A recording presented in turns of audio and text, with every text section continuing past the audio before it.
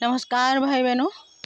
आज हम आपको नेचुरल सोर्स ऑफ वाटर यानी कि जिसे हम यहाँ गढ़वाल में ओगल्स बोलते हैं, नेचुरल ओगल्स की श्रृंखला में हम आपको आज दिखाने ले चल रहे हैं। ये जंगल आप देख पा रहे हैं।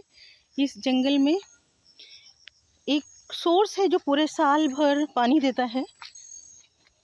आज हम आपको उस ओगल्स को दिखाने के लिए यहाँ आ रखे हैं।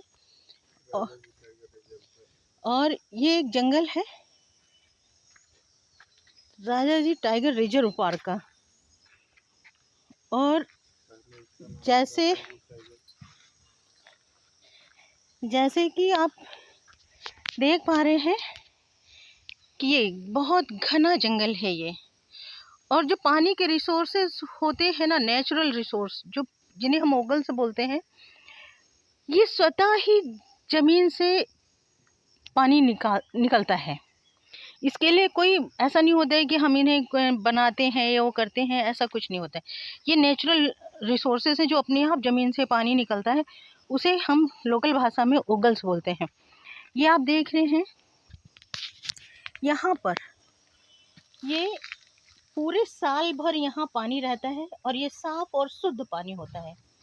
जो कि आरओ का पानी लोग पीते हैं उससे भी कहीं ज़्यादा शुद्ध पानी ये होता है।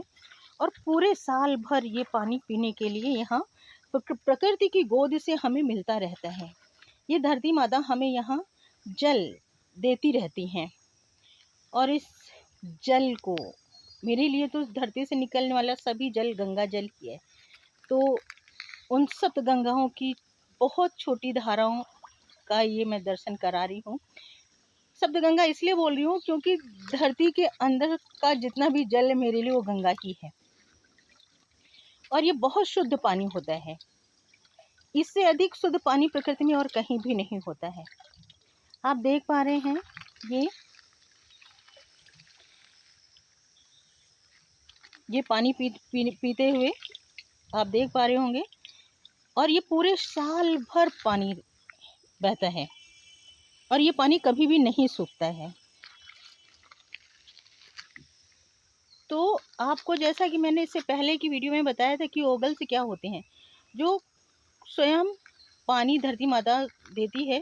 धरती से अपने आप जल का रिसोर्स निकल कर बाहर आता है, उसे हम ओगल्स बोलते हैं।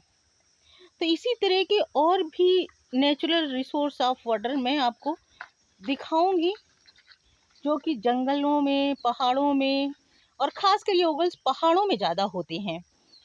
प्लेन्स में तो ओगल्स मैंने कभी सुने नहीं, देखे नहीं। हाँ, वहाँ कुएं अवश्य होते हैं, बट यहाँ पर धरती का पानी ऊपर ही बहता है, पत्थरों से, ज़मीन से, कंदराओं से।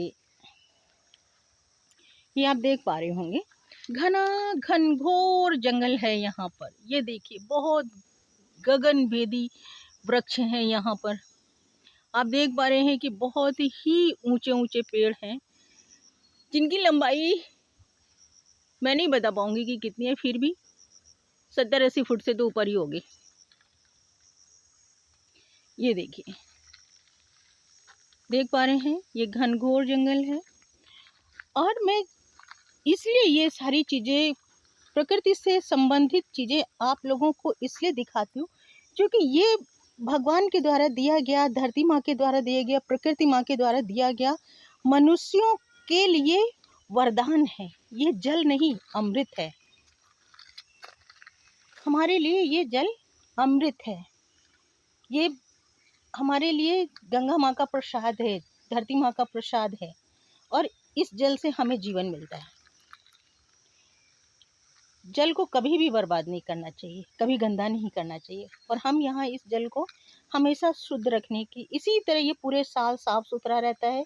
यहाँ कभी कोई गंदगी नहीं करता है, क्योंकि यहाँ आसपास के गांव के लोग यहीं से जल पीते हैं। और एक गांव के नहीं, यहाँ कई गांव के लोग आते हैं जल लेने के लिए। तो इस तरह के और भी कई प्रकार के जो ओगल्स हैं वो मैं आपको आगे दिखाती रहूँगी, बताती रहूँगी। और इसी के साथ मैं अपनी वाणी को विराम देना चाहूँगी। लेकिन एक और ख़ास बात मैं बताना चाहूँगी इस जल के बारे में। इस जल को पीकर हमारे शरीर के काफ़ी ढेर सारे रोग स्वतः ही खत्म हो जाते हैं, क्योंकि ये जल जड़ी बूटियों की जड़ों से होता हुआ धरती के ऊपर निकलता है, शुद्ध होता है। इससे अधिक शुद्ध कुछ नहीं हो सकता।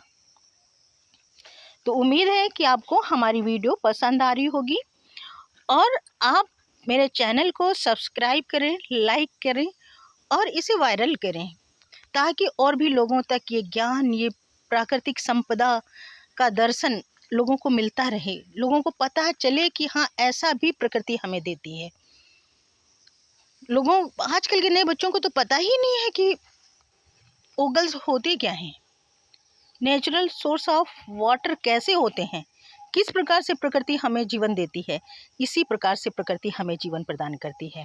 उस प्रकृति माँ का धन्यवाद, उस परमपिता परमेश्वर का धन्यवाद, उन सप्तगंगाओं का धन्यवाद और सभी उन प्राकृतिक सभी शक्तियों का धन्यवाद जो हमें जीवन देती हैं।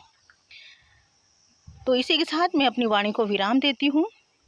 आप लोगों से अनुरोध है कि आप मेरे चैनल को सब्सक्राइब करें, वीडियो पसंद आए तो इसे शेयर करें, लाइक अवश्य करें, क्योंकि आप लाइक करेंगे तो हमें मोटिवेशन मिलता है और हम आपको और आपके आने वाली पीढ़ियों को ये दिखाना चाहते हैं, बताना चाहते हैं कि प्रकृति हमें कैसे सपोर्ट करती है और हमें प्रकृति की सुरक्षा करनी चाहिए। जब हम प्रकृति की सुरक्षा और रक्षा करेंगे, इन्हें संभाल के रखेंगे, इन सब चीज़ों को हम संभाल के रखेंगे, तभी ये प्रकृति हमारे जीवन को संभालेगी, क्योंकि इसी प्रकृति से हमें प्राण वायु प्राप्त होती है। इस जल से हमें प्राण प्राप्त होते हैं, शक्ति प्राप्त होती है। इसी के साथ आपका दिन बहुत शुभ हो। जय हिंद।